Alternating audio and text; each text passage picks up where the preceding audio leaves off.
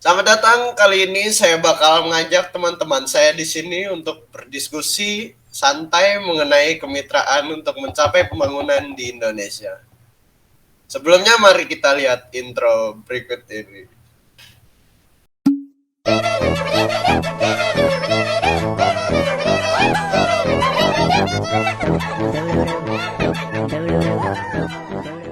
Kami dari SMP Regina Pacis Surakarta kelas 9A. Dan sebelumnya mari berkenalan dengan orang-orang yang hadir di sini sebagai narasumber. Saya Lintar. Saya Darel. Saya Oki. Saya Feli. Ya, itu semua narasumber kita hari ini. Jadi mungkin langsung saja kita masuk ke topik pembahasan. Oke. Ya. Kan kita mau bahas kemitraan nih. Ya. Kemitraan tuh apa sih? Kemitraan adalah di mana terdapat perjanjian formal antara dua orang atau lebih yang dibuat dan disepakati untuk menjadi rekan pemilik, saling mendistribusikan tanggung jawab untuk menjalankan organisasi dan berbagi pendapat atau kerugian yang dihasilkan bisnis. Oh, oke. Gitu. Nah, kali ini kan kita bahas kemitraan untuk mencapai pembangunan. Iya.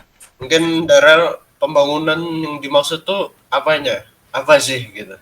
Pembangunan itu proses perubahan yang mencakup seluruh sistem sosial seperti politik, ekonomi, infrastruktur, pertahanan, pendidikan dan teknologi, kelembagaan dan budaya.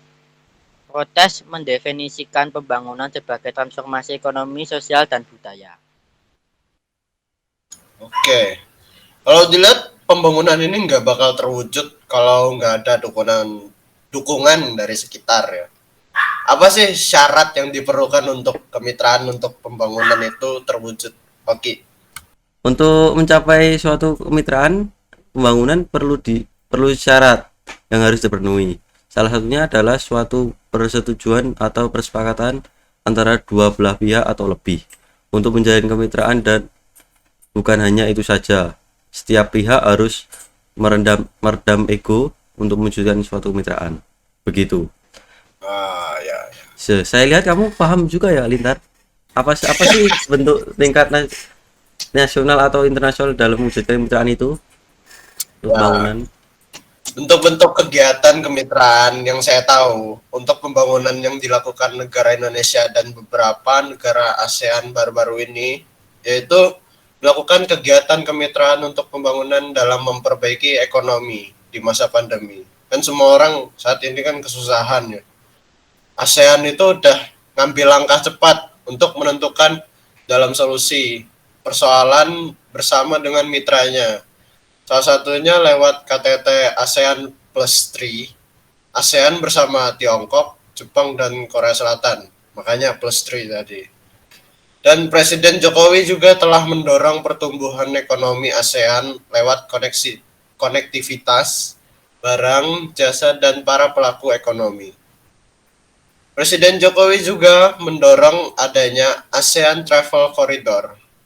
Secara bertahap, dimulai dari bisnis esensial berdasarkan protokol kesehatan yang ketat. Selain itu, selama pandemi, sekolah dilakukan secara online. Sekolah online berimbas pada penurunan kualitas fokus anak-anak pada pembelajaran ya. Kayak kita ini kan banyak yang kesusahan ya selama sekolah online ini ya. Pada dari itu, UNICEF pun membahas masalah ini dalam terbitannya bulan Agustus 2021 lalu. UNICEF berharap seluruh dunia dapat memperbaiki sistem pendidikan yang lebih baik bagi anak-anak. Dan selama masa pandemi ini juga banyak orang yang kesusahan ekonomi. Kita kan sebagai hamba Allah haruslah membantu sama-sama ya. Sesama, kita kan sama-sama hidup, sama-sama manusia ya. Haruslah kita bantu sama manusia gitu kan. Karena Tuhan pun ngajarin kita buat ngasihi sesama manusia gitu ya. Mungkin begitu.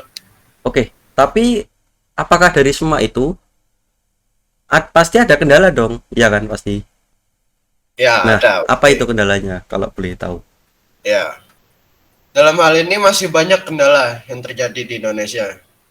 Masyarakat masih banyak yang mementingkan egonya sendiri, nggak mau kontribusi dalam upaya memperbaiki kerusakan yang terjadi. Gitu.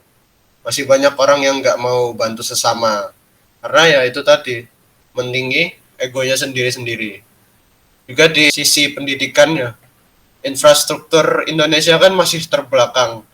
Banyak sekolah di pelosok yang nggak bisa melakukan kegiatan pembelajaran online.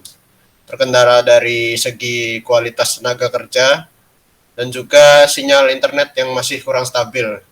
Kadang juga kan yang di pelosok malah nggak ada internet sama sekali. Hal tersebut ya dikarenakan karena banyaknya oknum yang melakukan tindak korupsi terhadap dana bantuan pemerintah. Karena kan harusnya ya sinyal-sinyal itu ya harusnya sampai gitu kan, tapi ya karena dana-dananya itu tadi dimainkan, ya pembangunan terambat. Coba, oke, menurutmu apa solusi dari kendala yang aku bilang tadi? Oke, menurutku di dalam kondisi tersebut solusi yang bisa aku kasih kita semua, pentingnya menjaga fasilitas yang dibuat dan juga fasilitas yang eh, sebaiknya masyarakat ikut membantu dalam segala hal. Contohnya penggalangan dana dalam menjaga fasilitas tersebut. Juga kita harus membantu sama masyarakat, harus dilakukan. Jangan menuruti ego kita sendiri, karena manusia adalah makhluk sosial yang membutuhkan satu sama lain. Oke, jawaban yang sangat bagus nih. Nah, narasumber kita Fel ini kan dari tadi belum ngomong nih. Sebagai generasi muda, apa sih tindakan kita untuk mewujudkan kemitraan untuk pembangunan ini, Feli? Dan kita masih muda-muda nih kan, yang bisa kita lakukan hanyalah hal-hal yang sederhana. Nggak mungkin kan kita bergabung ke partai politik atau membangun infrastruktur. Maka dari itu hal yang bisa dilakukan oleh kita generasi muda yaitu tingkatkan literasi, karena dapat menambah wawasan kita dan merangsang verbal serta kreativitas.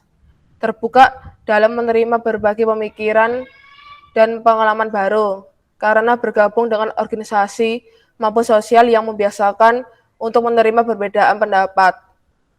Lebih peka terhadap lingkungan dan aktif dalam diskusi.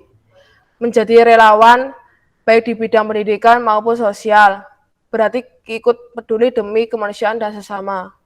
Sebaiknya kita juga mencintai produk lokal, karena dapat mendukung roda perekonomian dan serta nilai mata uang. Seperti itu kurang lebihnya. Oh ya, kalau didengar sih emang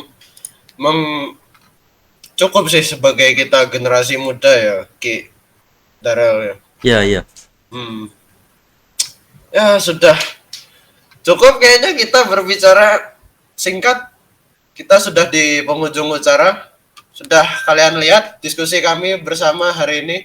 Perlu diingat, kita sebagai makhluk sosial dan masyarakat Indonesia harus saling bahu-membahu dalam menyelesaikan segala permasalahan untuk kemajuan bersama. Terima kasih semua yang sudah hadir di sini ya. Dan buat penonton di sini jangan lupa like dan share diskusi kami. Terima kasih. Terima kasih.